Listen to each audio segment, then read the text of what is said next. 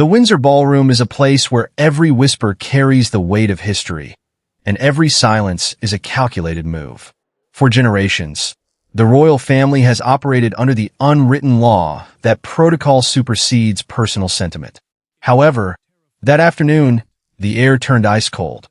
Princess Charlotte, a child who has been raised to embody the grace of the monarchy, did something that no royal advisor could have predicted or prepared for.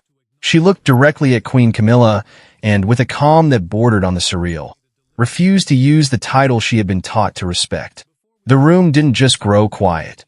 The sound of 1,000 years of royal tradition seemed to buckle under the weight of an 8-year-old's unwavering conviction.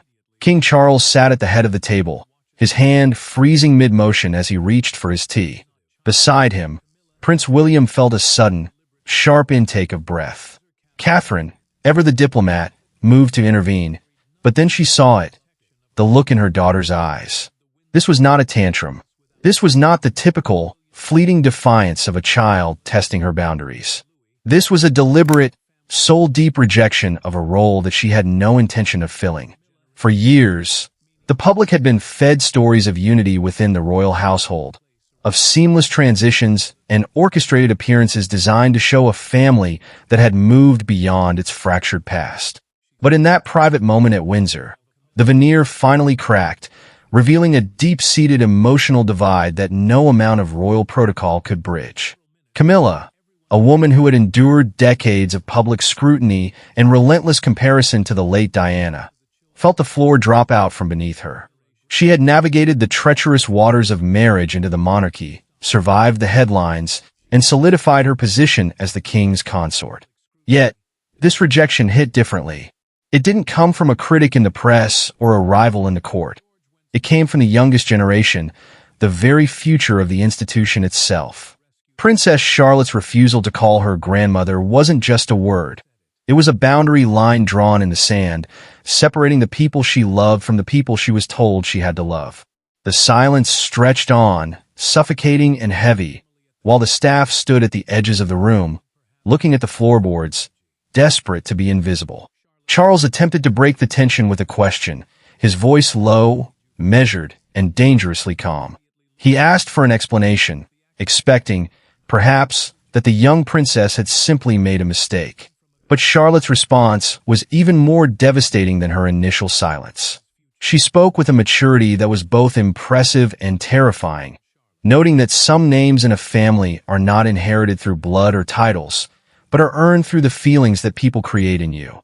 William looked at his daughter, and for a fleeting second, he saw not the future heir of a dynasty, but a child standing up for a memory she felt was being erased. The royal family's carefully curated image of a modern, blended household had always relied on the assumption that the younger children would simply step into the roles provided for them. But Charlotte had other plans. She had become an observer, noticing the subtle shifts in tone, the way her grandmother Diana was mentioned, or more often ignored, and the unspoken tension that filled the air whenever the past was invoked. The lunch, which was meant to be a simple, private family affair, had turned into a trial of conscience. The king, the prince, the Princess of Wales, and the Queen Consort were now all players in a drama that had been brewing in the corridors of the palace for months, waiting for the right moment to spill over. And that moment had arrived, fueled by a young girl who refused to perform a role that felt like a lie. The corridor outside the dining hall was narrow, but to Catherine, it felt like the safest sanctuary in the entire palace. She followed her daughter away from the suffocating gaze of the table, her footsteps light and deliberate, matching the fast, uneven pace of the young princess. When they finally reached the quiet alcove near the private family quarters, Charlotte stopped, her small shoulders heaving as she tried to catch her breath. The anger that had stunned the king and silenced the room had vanished, replaced instantly by the raw, vulnerable confusion of a child caught between the rigid machinery of a royal dynasty and the simple, aching reality of her own feelings. Catherine did not begin with discipline, nor did she offer the automatic, soothing platitudes that adults so often use to gloss over uncomfortable truths. Instead, she knelt down until her eyes met her daughter's, placing both hands gently on the girl's shoulders to anchor her in the sudden storm of emotions. She asked what the word grandmother truly meant to her, and the answer did not come from royal handbooks or constitutional duty. It came slowly, wrapped in a child's definition of safety, trust, and the warmth of stories told in the quiet hours before sleep. Charlotte explained, her voice barely above a whisper, that a grandmother was someone who made you feel protected rather than pressured, someone whose love came without conditions or expectations. She had grown up surrounded by titles, learning early that words like queen and heir carried immense public responsibility, but she also understood that family language belonged to the heart, not the crown. Catherine understood that distinction with a clarity that terrified her, realizing that forcing her daughter to perform affection for someone she did not emotionally accept would ultimately destroy the very trust a child needed to survive within such an extraordinary life. Meanwhile, in another part of the castle, Camilla paced the length of a private drawing room, the phantom echo of Charlotte's words still ringing in her ears like a bell tolling for an uninvited guest. She turned to face King Charles, her frustration finally boiling over as she voiced the exhaustion she had carried for years, stating that she could tolerate hostile headlines, malicious public scrutiny, and endless comparisons to a ghost, but she could not and would not pretend that rejection from the king's own granddaughter meant nothing. Charles tried to offer reassurance, his voice carrying the practiced calm of a monarch who had spent a lifetime weathering storms, but he paused before he could say that Charlotte would simply come around with time. That tiny, almost imperceptible hesitation cut far deeper than any intended comfort, exposing the underlying truth that even a sovereign could not command the human heart. Camilla had spent years trying to build a secure place within a family that had already been shaped by history, and the younger generation represented a bridge to the future that ceremonies and titles simply could not guarantee.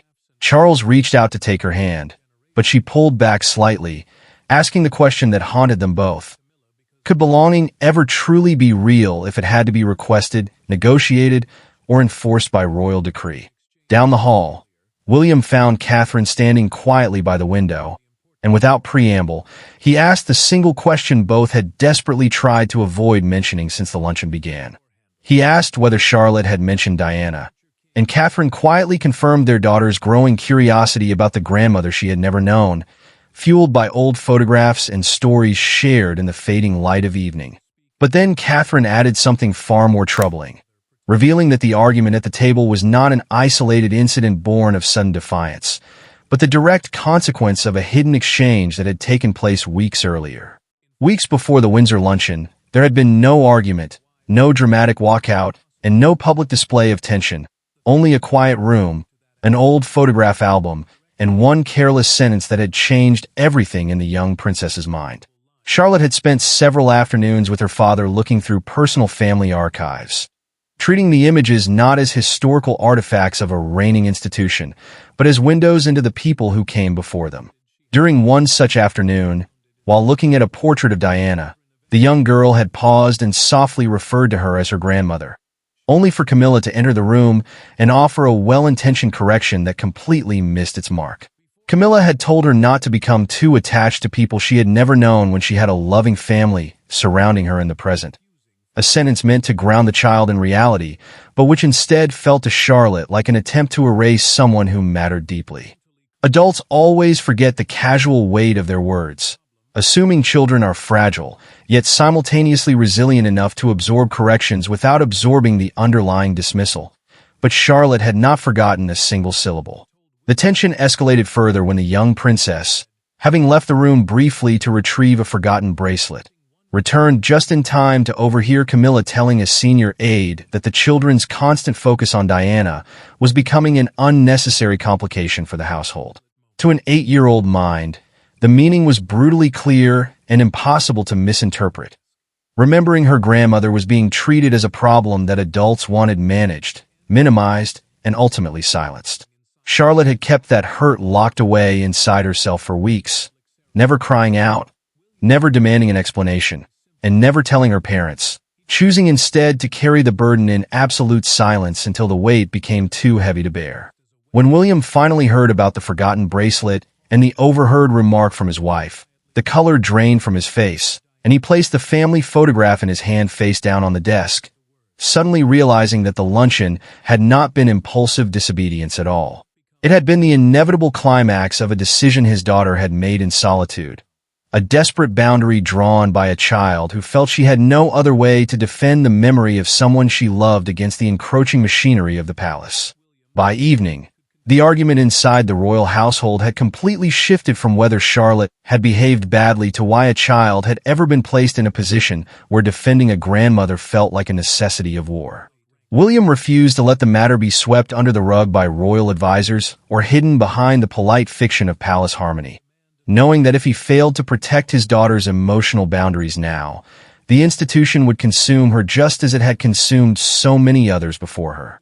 He walked purposefully down the grand corridor toward Camilla's private quarters, determined to settle the issue face-to-face without the presence of his father, because involving the king would instantly turn a deeply personal failure of empathy into a formal debate about royal hierarchy and precedence. When the heavy oak door closed behind him, locking out the world of courts, crowns, and public relations, William looked straight at Camilla and told her that there would be no discussion of Charlotte's manners until they addressed the root cause of the wound first. Camilla had expected an ally of the crown who would demand an apology for the public humiliation at Windsor, but instead, she found a fierce father who believed his daughter had been saddled with an emotional burden created entirely by adult insecurity. William placed both hands on the back of a chair, leaning forward as he asked the terrifying question, whether she truly told a member of staff that remembering Diana was confusing for the children. Camilla answered defensively that the comment was never meant for Charlotte's ears. But William's expression hardened into stone as he explained that an adult's intention does not erase a child's trauma. He made it crystal clear that because of those careless remarks, his daughter now genuinely believed that accepting Camilla emotionally would mean committing an unforgivable betrayal against the memory of Diana. Camilla's carefully maintained restraint finally cracked, the decades of pressure, comparison, and hidden insecurities spilling out as she confessed that she had lived in the shadow of a saint who died long before the current family structure was ever built. Every mention of Diana, she admitted through tears, felt like a silent reminder that there was no space left for her own identity, and she had lashed out because she feared that Charlotte's devotion would eventually turn into a weapon she could never defeat. William listened to the raw confession with empathy, but he did not retreat an inch, stating firmly that his daughter had never asked her to compete, and drawing a hard, unbreakable line across the sand.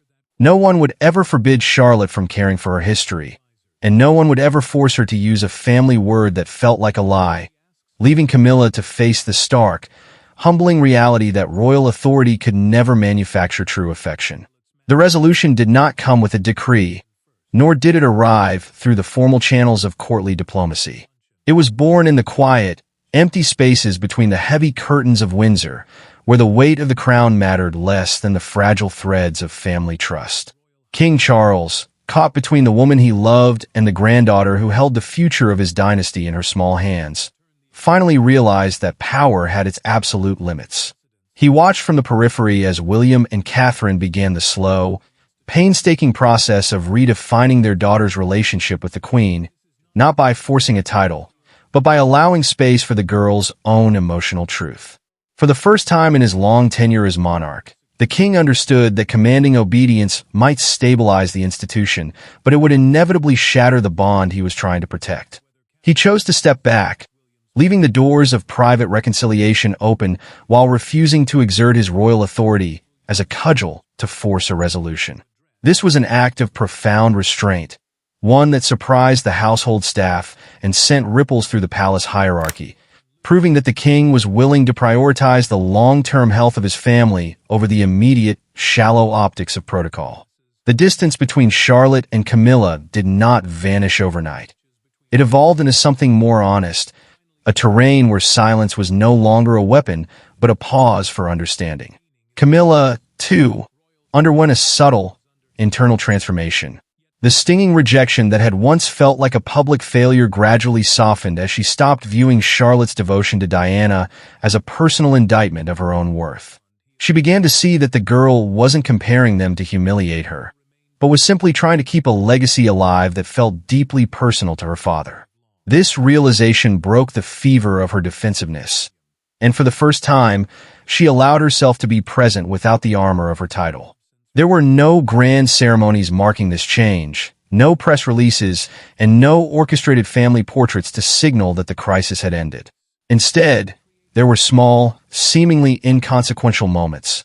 A shared look across a crowded room, a brief, polite greeting that no longer felt loaded with unspoken grievances, and a gradual willingness to let the relationship breathe. Charlotte continued to be respectful, offering the formal address required by duty, but in private, she allowed the walls to lower just enough to let a genuine, albeit cautious, connection emerge. The turning point occurred during a private family birthday gathering, an event that had almost been canceled due to the lingering frost between them. Charlotte, acting on a quiet prompting from her father, approached Camilla near the garden terrace. There were no cameras, no advisors whispering into headsets, and no need to perform for the world. In this small, sequestered moment, the young princess held out her hand, not in a stiff, formal rejection as the public had previously misinterpreted, but with a gesture of invitation. It was a bridge built of empathy rather than obligation. Camilla took her hand, the contact simple and grounding, and in that split second, the conflict that had threatened to fracture the Windsor family finally lost its power to dictate their future. They did not become grandmother and grandchild in the traditional sense, but they became two people who had decided to stop fighting over the ghosts of the past. As the sun began to set over the manicured grounds, William watched from a distance, feeling a profound sense of relief that he hadn't forced his daughter into a role that would have hollowed out her spirit. Catherine stood beside him, her hand resting on his arm.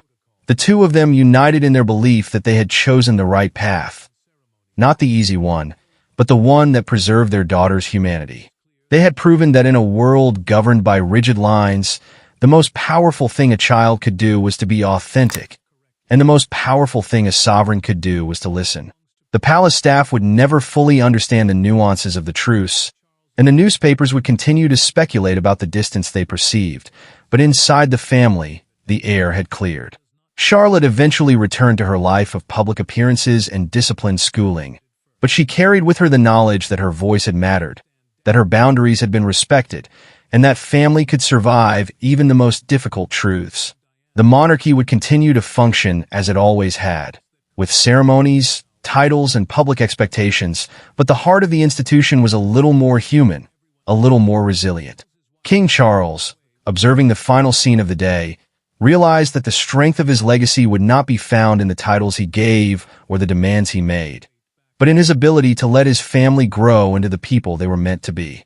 The unwritten resolution was complete, not because everyone was happy, but because they were finally at peace with the reality of their complexity. They had faced the prospect of a fractured future and decided, against all odds, that the family was worth more than the pride of the crown. And so, the Windsor legacy moved forward, not by erasing the past, but by learning how to hold on to it without letting it crush the light of the generation that was meant to carry the future.